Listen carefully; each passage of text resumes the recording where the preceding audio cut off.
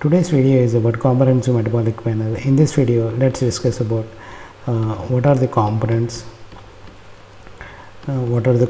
of comprehensive metabolic panel, what are the components and when it is tested.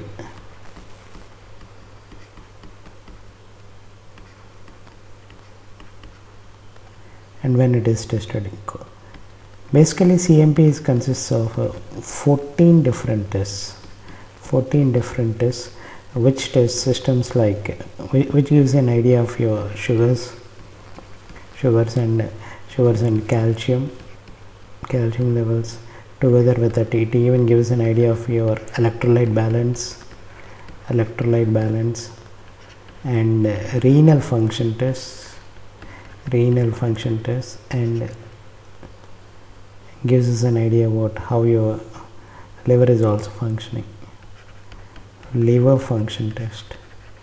When is it tested? It is one of the most common tests ordered during any other routine examination, as in annual screening or something, or whenever the patient is hospitalizations.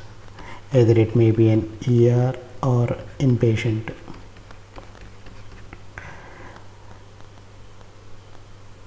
Let's talk about the different components in comprehensive metabolic panel.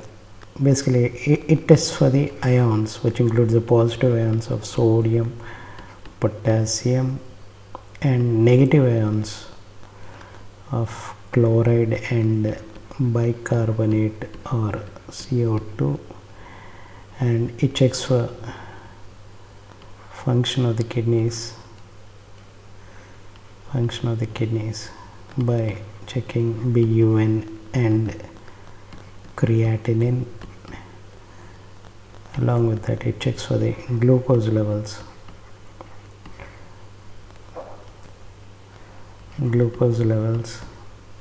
and calcium. This is basically, this is what is and this is also called as BMP. This is also popularly called as BMP, basic metabolic profile. Comprehensive metabolic profile is nothing but an addition of liver function test to the basic metabolic profile. What are the other tests which are associated with this thing, which includes bilirubin, enzymes, AST, liver enzymes AST and ALT, and alkaline phosphatase. Together with that, it has total protein and albumin. So these are the 14 different tests which are associated with the comprehensive metabolic profile. How is this helpful for the doctor? This is very helpful, especially when the doctor wants a big picture, what is happening with this person. Say this is a male of 45 years old patient. He comes for annual exam. He has a history of diabetes, and he drinks alcohol.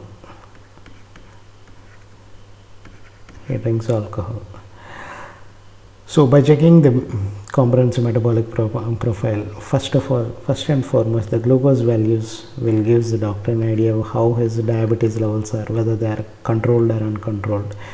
And if the diabetes is present for over 10 years or something, it gives an idea of BU and creatinine. These both will help the doctor in figuring out whether the patient had any complications. Renal complications are the most commonly seen in diabetics and hypertensives, especially when they are uncontrolled. So glucose levels gives us the current status of the disease, while BU and creatinine will give us whether the complications have set in this patient or not.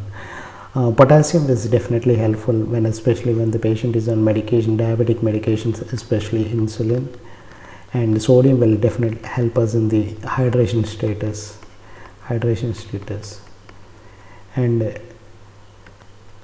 And bicarbonate, which gives us the idea of the pH balance of the body. pH balance, whether the patient is acidotic or alkalosis. So these will definitely help. On top of it, this patient is having even alcoholic, so checking for the liver function test is mandatory in this patient. So what are the two basic enzymes which are helpful in diagnosing the liver function is AST and ALT. AST and ALT quantify the liver injury, and bilirubin will give us the overall functionality,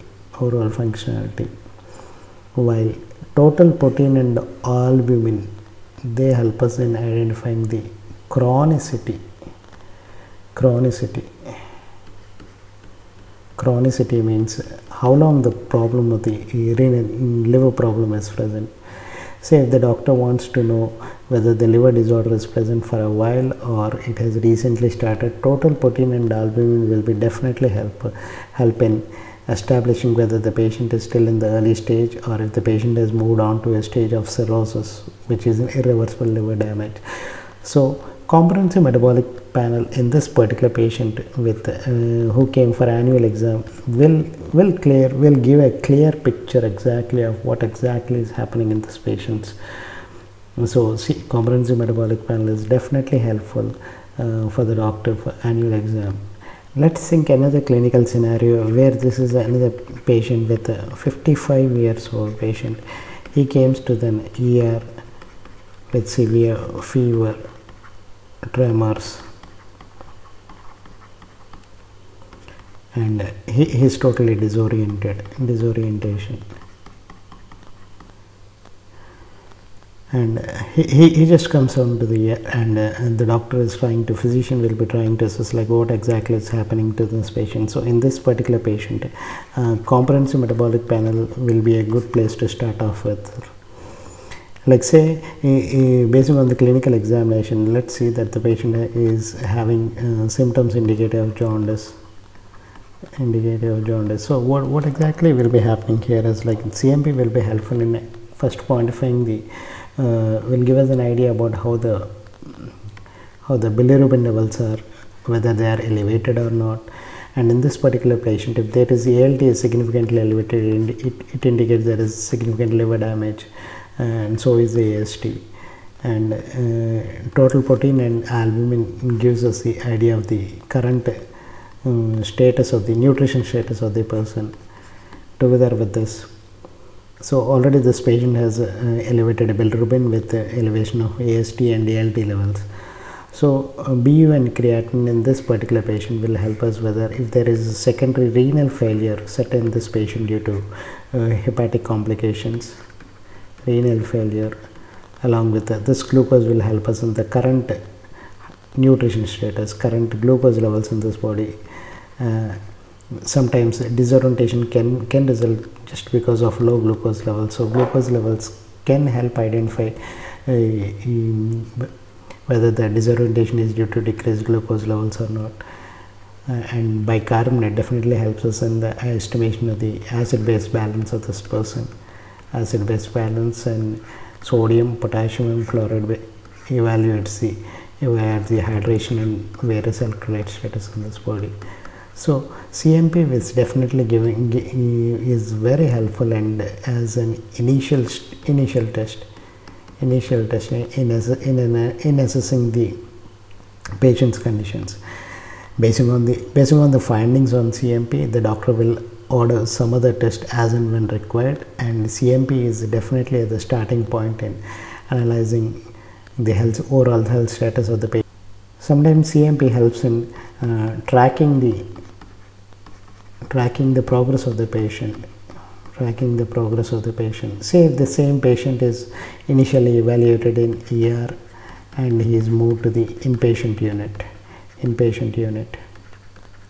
So the options for the treating physician is like whether to after a while will be give appropriate treatment and discharge, and if the progress or otherwise if the symptoms were worsen, whether to move into an intensive care unit. So what is helpful in making these decisions? Like CMP will definitely play a significant role in making clinical decisions. Say if the patient is in the inpatient unit right now, and on day 5 of CMP values are improving when compared to the initial admission values. So that will definitely indicate the patient is recovering from the actual disease. Or else if the actual parameters are worsening, it helps the doctor to move into the ICU so that they can provide emergency support, like emergency ventilatory support or something like that if required. So CMP is having a very significant role in various stages of the evaluation and treatment of the patient.